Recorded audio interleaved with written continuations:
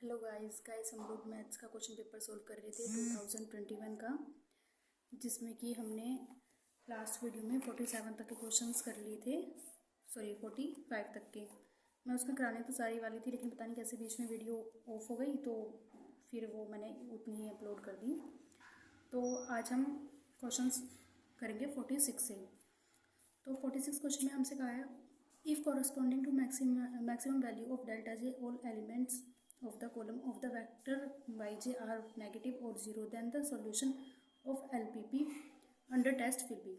तो देखो इसमें कहा है, जो इसके अकॉर्डिंग ये कह रहे हैं कि जो हमारा मिनिमम रेशियो वाला जो बॉक्स आता है उसमें से हम आउटगोइंग वेक्टर चूज़ करते हैं, लेकिन जो हमारी इनकमिंग वेक्टर वाला जो हमारे पास कॉलम होता है उससे हम डिवाइड करते हैं। जो हमारे डेल्टा जेज जिससे आते हैं ना, डेल्टा जेज वाला जो कॉलम होता है, यानी कि एक्स बी वाला जो कॉलम होता है, हम उसे डिवाइड करते हैं इनकमिंग वेक्टर वाली रो से, तब हमें मिनिमम रेशियो मिलता है। तो इसमें कहा गया है, जो हमारी इनकमिंग वाली जो रो होती है, अगर उसमें सारे एलिमेंट्स नेगेटिव हो जाएं या फिर ज़ीरो हो जाएं, तो हमारा जो सॉल्यूशन होगा तब वो बाउंडेड होता है, अनबाउंडेड, यूनिक एंड ऑप्टिमल या फिजिबल। तो हमारा सॉल्यूशन तब अनबाउंडेड हो जाता है। क्यों?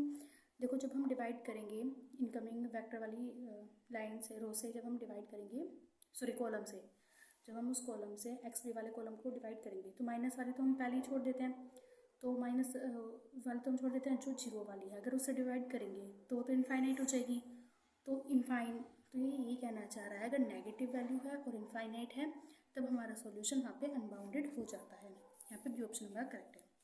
47 question, if in the final simplex table of a LPP delta j is equals to cj minus cb yj छोटा है 0 से, for any j the solution under test will be unbounded, optimal, not optimal, bounded। तो इस पर जब हमारा ये delta J अगर सारे पॉजिटिव आ जाएं तो हमारा solution under test not optimal होता है, यानी कि सी ऑप्शन यहाँ पे हमारा करेक्ट है।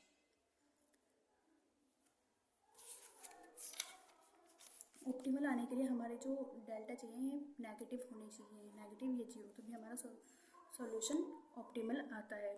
ठीक है, तो नेक्स्ट पे चलते हैं। 48 क्वेश्चन। तो 48 क्वेश्चन में हमसे कहा है, in big M method of LPP M represent, big M method में एम क्या रिप्रेजेंट करता है? Very large positive price, very large negative price, very small negative price, none of this. तो एम यहाँ पे हमारा वेरी लार्ज पॉजिटिव प्राइस को represent करता है, यानी कि जो एम होता है, हम यहाँ पे वो एम की जो वैल्यू होती है वो वेरी लार्ज पॉजिटिव होती है, लेकिन जब हम उसे टेबल में हम जब बनाते हैं ना, तो एम के साथ हम माइनस साइन, यानी कि जो हम आर्टिफिशियल डालते हैं उसे हम एम कोस देते हैं, लेकिन उसमें माइनस साइन लगा के देते हैं, लेकिन माइनस साइन से यहाँ पे नेगेटिव नहीं आ जाएगा। आप ये बात ध्यान रखना, यहाँ पे माइनस साइन की वजह से नेगेटिव या स्मॉल मत लगा देना, यहाँ पे वेरी लार्ज पॉजिटिव नंबर ही होता है। ये ऑप्शन यहाँ पे हमारा करेक्ट है। 49 question, how many artificial variables are required to solve the following LPP by big M method.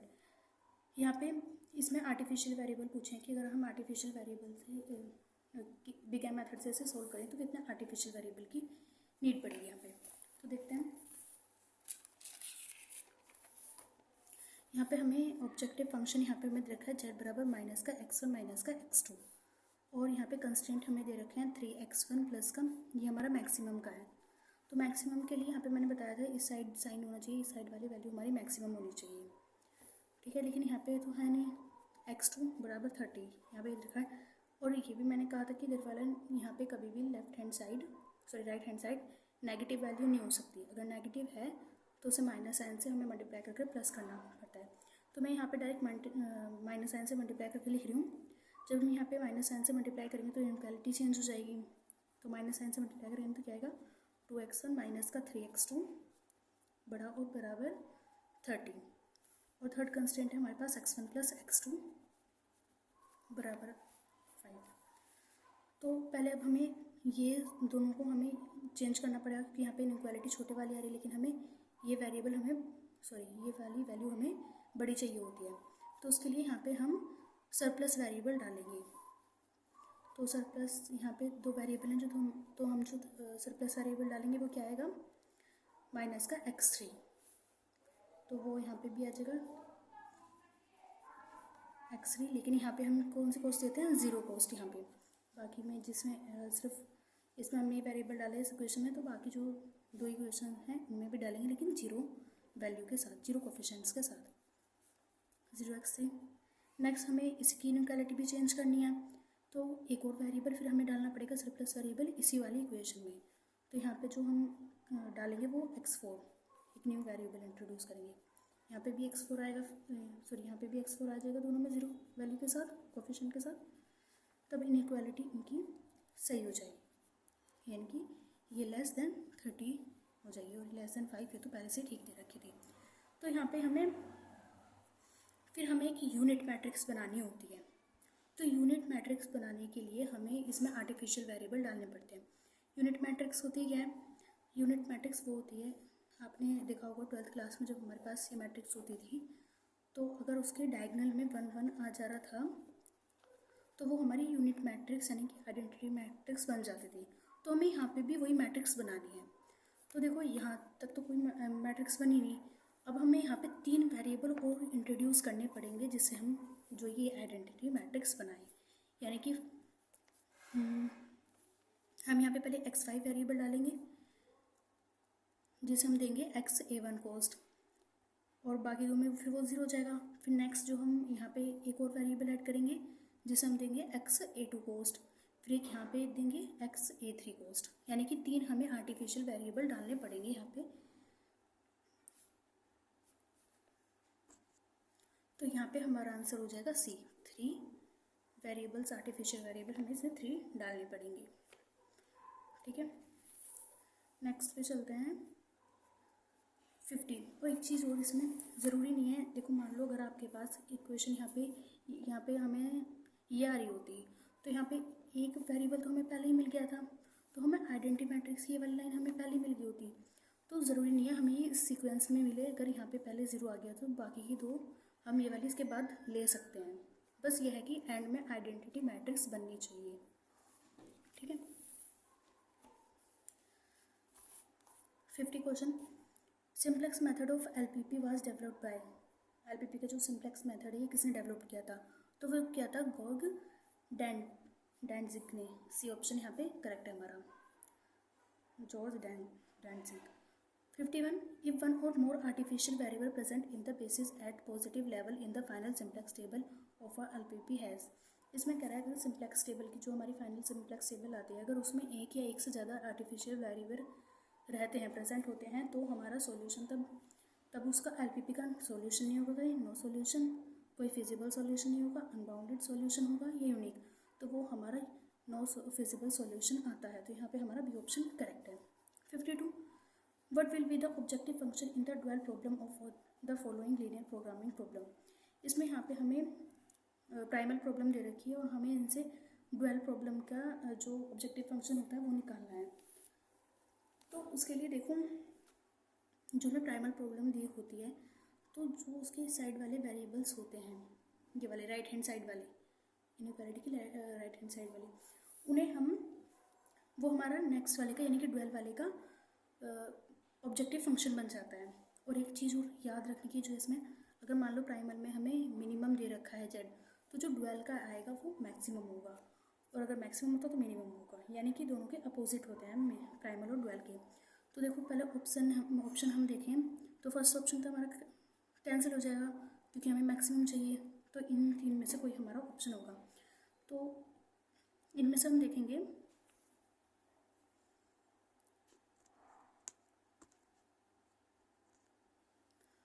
तो इनमें से जब हम देखेंगे तो देखो पहले पे हमें 2 आना चाहिए जो कि आ रहा है, लेकिन यहाँ पे है मिनिमम, तो ये वाली वैल्यू हमारी छोटी होनी चाहिए, लेकिन यहाँ पे जो साइन आ रहा है वो ग्रेटर देन का आ रहा है। तो हमें पहले इन्हें चेंज करना पड़ेगा मिनिमम में, यानी कि लेस देन वाले में चेंज करना पड़ेगा। तो उसके लिए हम यहाँ पे माइनस साइन की मल्टीप्लाई करेंगे दोनों इक्वेशन में हम माइनस की मल्टीप्लाई करेंगे, तो यहाँ पे भी माइनस आ जाएगा, यहाँ पे भी। जो ये वाली है प्राइमल डुअल वाली है, इसमें माइनस साइन का कोई लेना देना नहीं है, माइनस साइन इधर हो सकता है, तो इनइक्वालिटी चेंज करने के लिए हमें यहाँ माइनस के मल्टीप्लाई करनी पड़ेगी, तो माइनस आ जाएगा -3 और -5 जो नेक्स्ट वेरिएबल आएंगे। तो -3 और -5 देख लो इन तीनों में कौन से में आ रहा है, तो वो सिर्फ इसमें आ रहा है, और ये मैक्सिमम का भी ये फंक्शन ऑब्जेक्टिव फंक्शन, तो यहाँ पे डी ऑप्शन हमारा करेक्ट हो जाएगा। 53 question, the necessary and sufficient condition for any linear programming problem and its dual to have optimum solution is that. Necessary और सफिशिएंट कंडीशन क्या है लीनियर प्रोग्रामिंग प्रॉब्लम की ड्यूअल का ऑप्टिमम सॉल्यूशन लाने के लिए।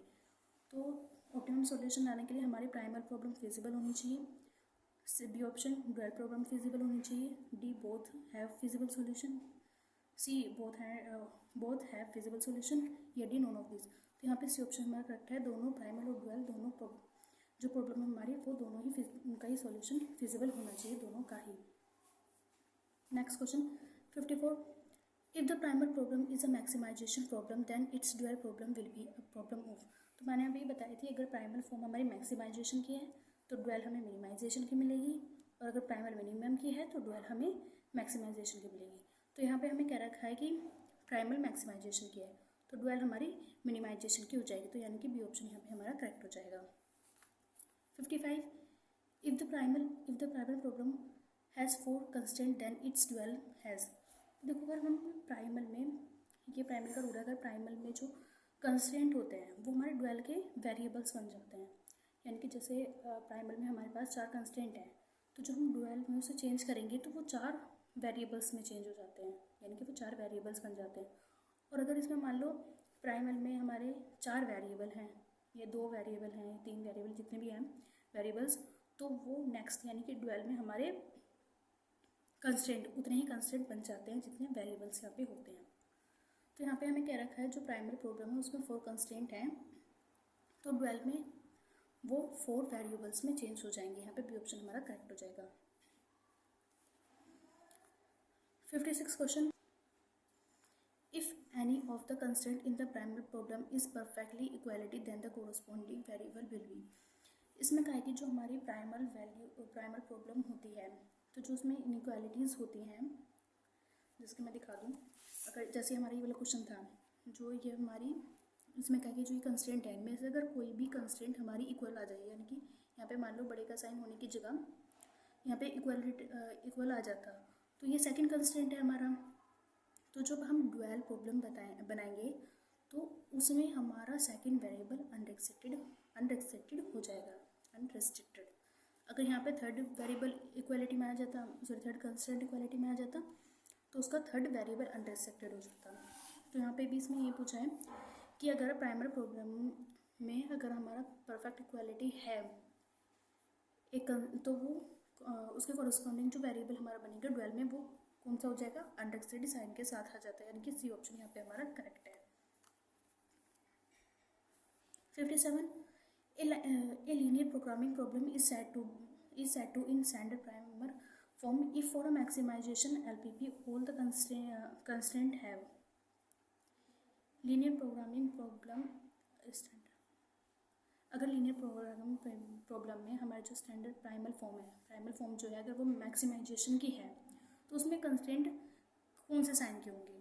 तो मैंने आपको बताया था अगर हमारी मैक्सिमाइजेशन की प्रॉब्लम है तो मैक्सिमाइजेशन में हमारे इधर के जो लेफ्ट हैंड साइड है ये साइड हमारा बड़े का साइन होना चाहिए, और अगर मिनिमाइजेशन है तो ये वाली छोटे का साइन होना चाहिए साइड।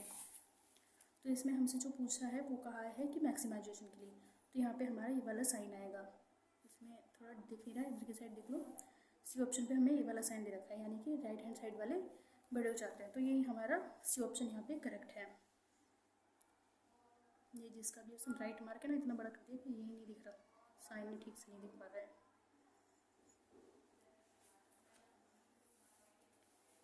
नेक्स्ट 58 क्वेश्चन, if there is no finite optimal solution of a primal problem then its dual has.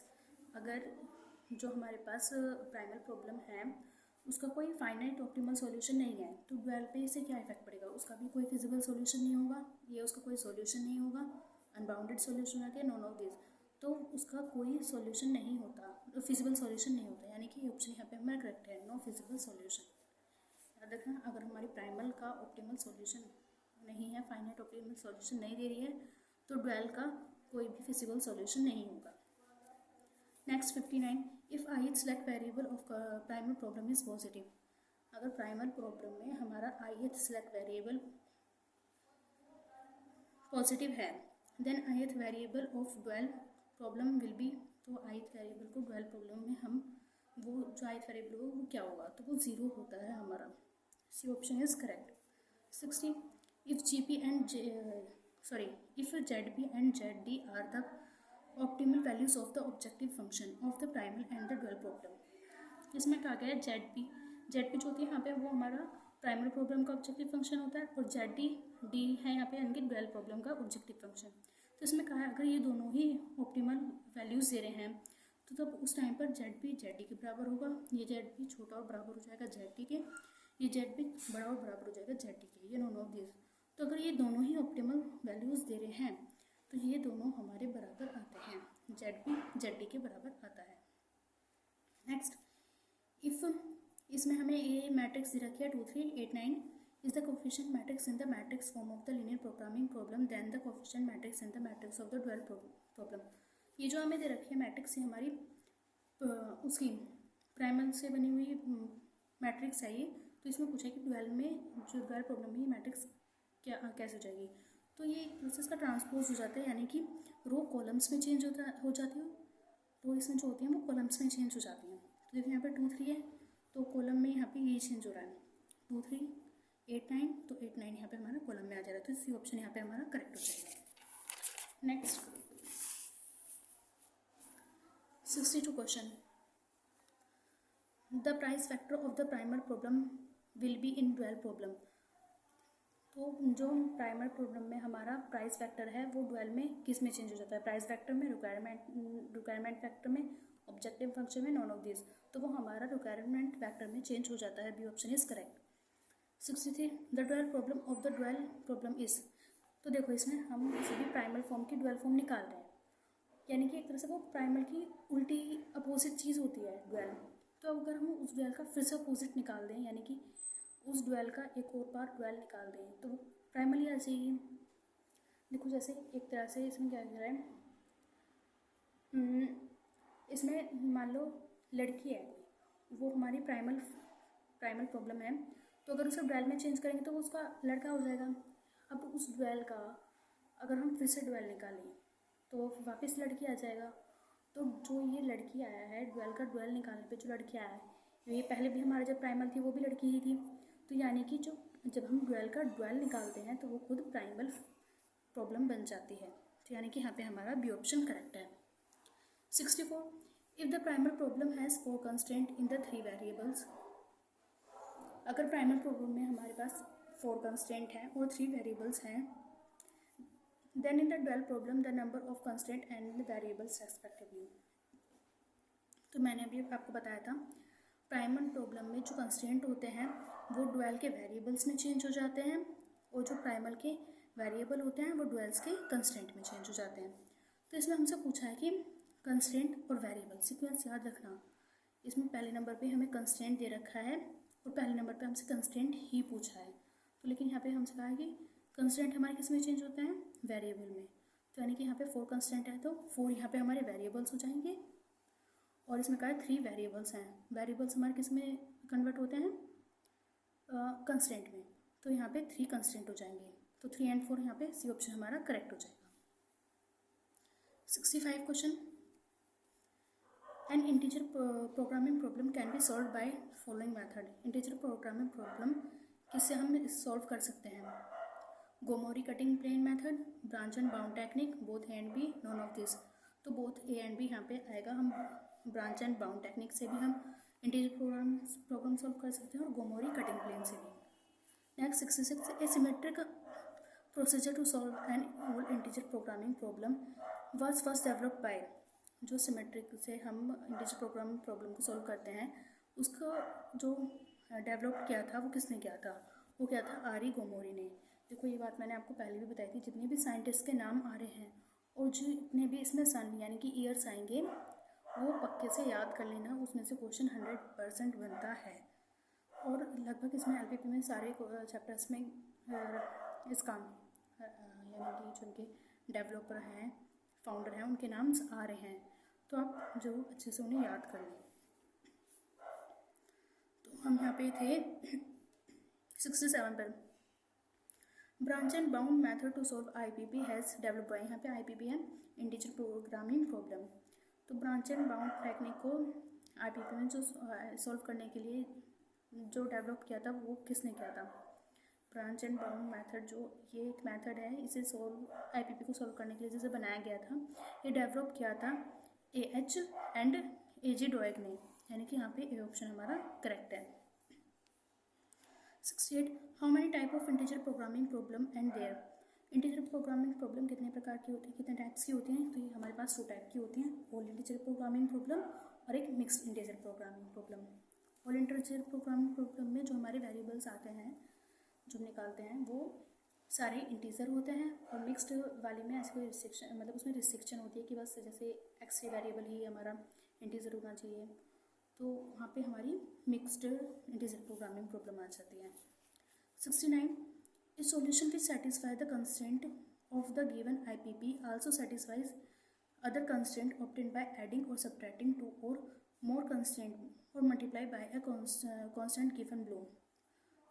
तो जैसे मल्टीप्लाई हम करते हैं वो होता है a positive integer, negative integer, a non zero number, a none of this. तो यहाँ पे हमारा सी ऑप्शन करेक्ट है, वो एक नॉन जीरो नंबर होता है। 70 the initial basic feasible solution of a transportation problem can be found by following method. देखो एक चीज़ और, जो ट्रांसपोर्टेशन और असाइनमेंट लेसन है, ये आपका मोस्ट इंपॉर्टेंट चैप्टर है, इन दोनों को तो पक्का कर लेना बिल्कुल अच्छे से। जैसे एनालिसिस में हमारे थे ना रियल नंबर सिस्टम और सीक्वेंस मोस्ट इंपॉर्टेंट, ऐसे ही इसमें ये दोनों चैप्टर मोस्ट इंपॉर्टेंट हैं। और वैसे कॉन्वेक्स सेट भी आपने अभी देखा होगा, जो हमारे स्टार्टिंग जब चैप्टर की थी, इस पेपर की हमने स्टार्टिंग की थी, वो कॉन्वेक्स सेट से ही हुई थी, काफ़ी क्वेश्चन थे उसमें से। तो 70 क्वेश्चन हमसे क्या पूछ रहे हैं? The initial basic feasible solution of a transportation problem can be found by following method. जो हमारा ट्रांसपोर्टेशन प्रॉब्लम का है, उसे ट्रांसपोर्टेशन प्रॉब्लम होती है, उसे सॉल्व करने के लिए जो मेथड्स हैं वो कौन से हैं? North west corner method, lowest cost entry method, Vogel approximation method, D any one of the above, उपरोक्त में से कोई एक। ये ऑप्शन हमें गलत दे रखा है, यहाँ पे होना चाहिए ऑल ऑफ द अबव, क्योंकि जो हमारा ट्रांसपोर्टेशन प्रॉब्लम होता है वो इन तीनों से हम सॉल्व कर सकते हैं। लेकिन इसके अकॉर्डिंग अगर देखा जाए तो क्या पता ये कहना चाह रहा हूँ कि इनमें से कौन सा हम कर सकते हैं, तो यानी कि इनमें से कोई सा भी एक हम कर सकते हैं किसी भी करने के लिए। वैसे तीनों ही कर सकते हैं, लेकिन इसके अकॉर्डिंग कि इनमें से कोई सा भी एक हम कर सकते हैं, तो यहाँ पे हम डी को लगाएंगे। ठीक है, नेक्स्ट, बाकी तीनों ही मेथड है जिनसे हम ट्रांसपोर्टेशन प्रॉब्लम सॉल्व कर सकते हैं। नेक्स्ट है 71 question. A basic feasible solution of a transportation problem of order m by n is said to be non-degenerate if number of individual allocation at independent positions are। तो independent positions कैसे निकालते हैं, यानी कि हमें degenerate और degenerate का पता होने के लिए हमें बेसिक वेरिएबल का पता होना चाहिए, बेसिक कौन से हैं, नॉन बेसिक कौन से हैं। तो इसमें ये पूछा है कि हम बेसिक वेरिएबल्स हमारे कितने हो सकते हैं और नॉन बेसिक कितने हैं, ये हम कैसे फाइंड करते हैं। तो इसके लिए इसमें फॉर्मूला होता है हमारे पास। तो इसमें जो फॉर्मूला हमारे पास होता है ट्रांसपोर्टेशन प्रॉब्लम में बेसिक वेरिएबल जानने के लिए, तो वो होता है हमारे पास m+n-1, यानी कि ए ऑप्शन यहाँ पे हमारा करेक्ट है। 72 in Vogel approximation method the difference of the smallest and the second smallest cost for each row and columns is called. इसमें कहा गया वोगल अप्रोक्सीमेशन मेथड जो है इसे हम मोदी मेथड भी बोलते हैं। तो इसमें अगर हम स्मॉलेस्ट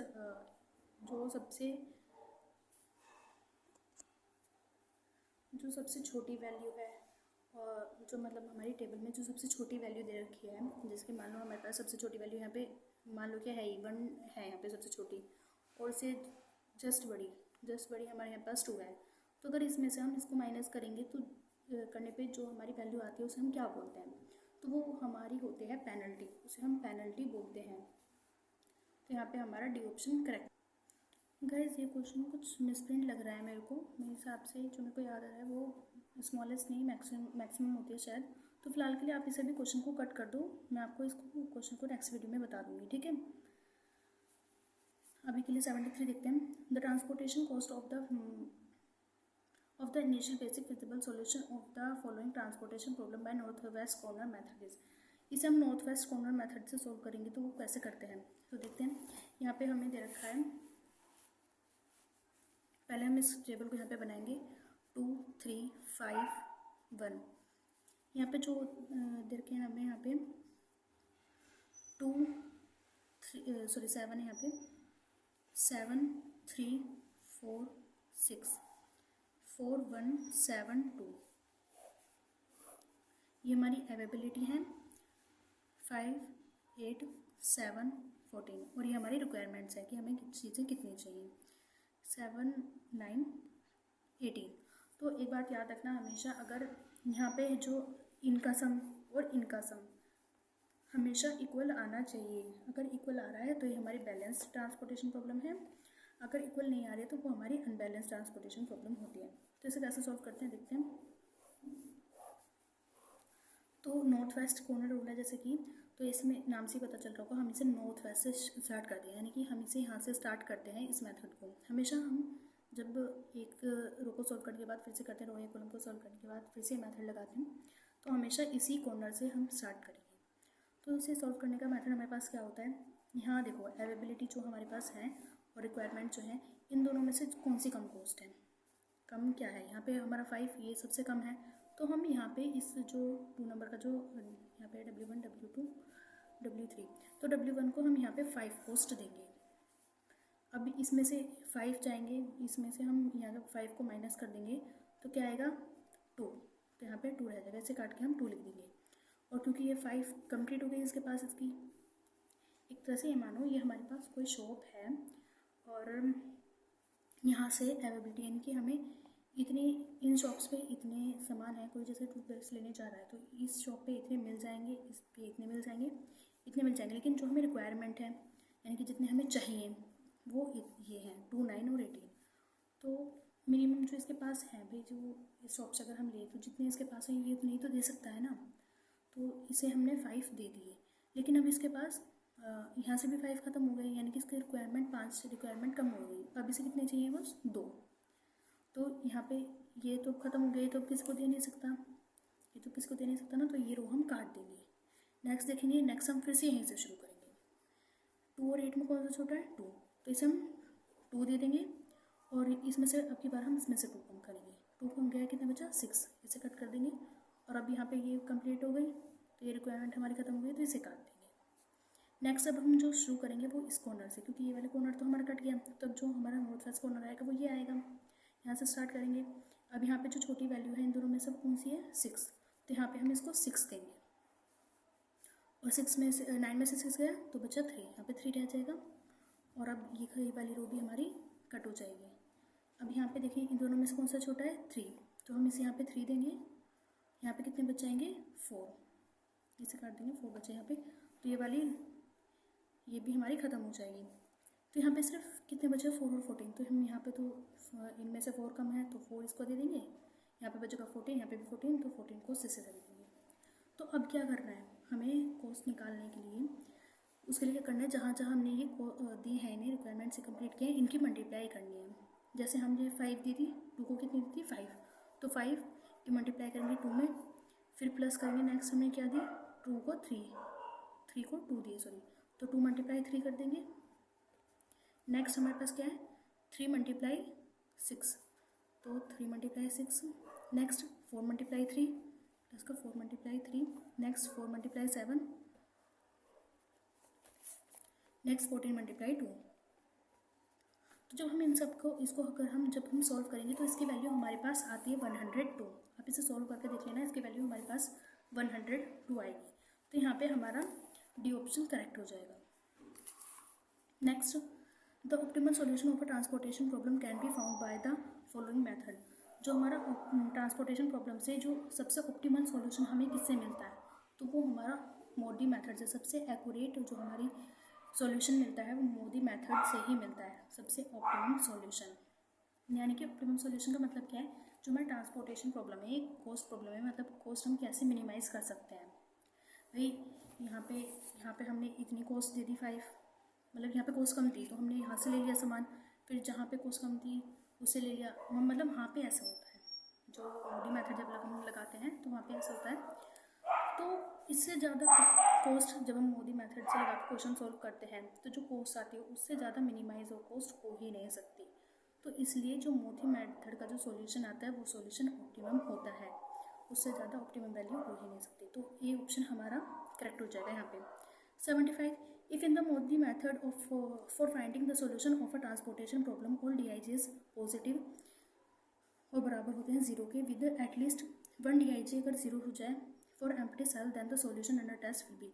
अगर सारे DIJ पॉजिटिव हों या 0 के इक्विवेलेंट हों उसके बाद यानी कि एक तरह से यहाँ पे पॉजिटिव ही है, लेकिन अगर एक भी DIJ हमारा 0 हो जाता है तो जो सॉल्यूशन होता है अंडर टेस्ट जो हमारा सॉल्यूशन आता है वो ऑप्टिमल एंड यूनिक होता है।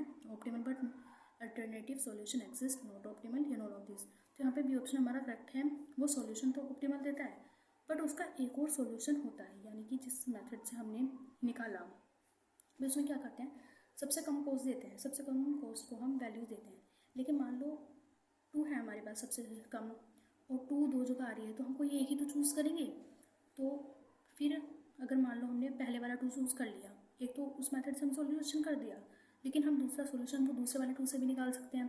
तो यानी कि तब उसका एक और सॉल्यूशन बन जाता है। और अगर यहाँ पे 2 0 हो जाते हैं, 2 DIJ 0 हो जाते हैं तो इसके 2 और अल्टरनेटिव सॉल्यूशन होते हैं। ठीक है।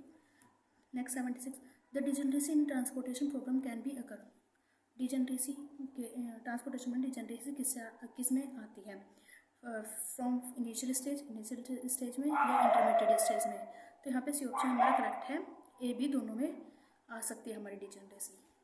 77 for finding the optimal solution of a transportation problem we use CJ equals to UI plus VJ4। ये हमारे पास फॉर्मूला, आप इसको याद भी कर लेना। ये फॉर्मूला हम किसके लिए यूज़ करते हैं, तो ये हम करते हैं फॉर नॉन एम्प्टी सेल्स के लिए, नॉन एम्प्टी सेल्स को के लिए जो फाइंड करने के लिए हम इसे करते हैं यूज़। तो भी ऑप्शन हमारा यहाँ पे करेक्ट है। गाइस अभी इस वीडियो को यहीं रखते हैं, अभी कुछ इंपॉर्टेंट पार्ट आ गया, मेरे को जाना पड़ेगा और ये कुत्ता भी साथ में भाग के जा रहा है, ये बनाने में नहीं देगा वीडियो। तो नेक्स्ट वीडियो में मैं इसे कंप्लीट कर लूँगी। तो ये वीडियो हमारी इतनी बड़ी हुई है, बाकी तो कोशिश रहेगी कि एक वीडियो में हमारा एक पेपर सॉल्व हो जाए। ठीक है, तो बाय गाइस। अगर वीडियो अच्छी लगी तो आप लाइक करो, शेयर करो, चैनल को अगर न्यू हो तो चैनल को सब्सक्राइब करना, बेल आइकन भी प्रेस कर देना। और मैं रात तक इसकी एक और वीडियो डाल दूँगी जिसमें हमारा ये कंप्लीट हो जाएगा पेपर। ठीक है, तो इसमें मैंने देखो क्वेश्चंस आपको सारी तरीके के जो क्वेश्चंस आ रहे हैं वो मैंने आपको कराए हैं। तो इस पेपर को करने के बाद ही आप आगे बढ़ना, क्योंकि जो क्वेश्चंस आगे आएंगे उनमें अगर आपको प्रॉब्लम आती है तो आप मुझे कमेंट करके पूछ लेना। लेकिन मैं अगर सारे क्वेश्चन का सोल्यूशन कराऊंगी ऐसे तो फिर तो आपके पेपर तक ये सारे क्वेश्चन पेपर सॉल्व हो नहीं पाएंगे। तो आप प्लीज़ उनके सॉल्यूशंस खुद करके देखना। प्रॉब्लम आएगी तो आप मुझे कमेंट कर देना, मैं आपका क्वेश्चन का रिप्लाई ज़रूर करूँगी। ठीक है, और अगर कोई क्वेश्चन सॉल्व करने वाला हुआ तो नेक्स्ट वीडियो जो मैं बनाऊँगी तो उसमें आपको सॉल्व करवा दूँगी। ठीक है, तो बाय गाइस। वीडियो अच्छी लगे तो लाइक और शेयर करना और चैनल को सब्सक्राइब करना। और एक और चीज़, जो हमारी थर्ड बुक है उसका मैंने 2019 का क्वेश्चन पेपर सॉल्व करा दिया है, उसका लिंक मैंने डिस्क्रिप्शन में दे दूँगी, अगर आपको देखना है तो वहाँ से देख सकते हैं। और इस वीडियो के पार्ट और फर्स्ट और सेकंड उन दोनों के भी डिस्क्रिप्शन में लिंक मेंशन कर दूँगी। और एक चीज़ हो, ये पेपर करके ही आप आगे पूछना। और जो इसका सेकंड पार्ट है, सेकंड थर्ड पार्ट ये जो है सेकंड पार्ट खासकर उस पर आप तभी पूछना जब आपका फर्स्ट पार्ट हो जाए, क्योंकि फर्स्ट पार्ट में मैंने सारी बेसिक चीज़ें बताई हैं, उनके बिना आपको पेपर सॉल्व करने में बहुत ज़्यादा प्रॉब्लम होगी। तो आप उसे कंप्लीट करके पहले वाली वीडियोज़ को तभी इस पर आना। ठीक है, तो बाय गाइस, मिलते हैं नेक्स्ट वीडियो में।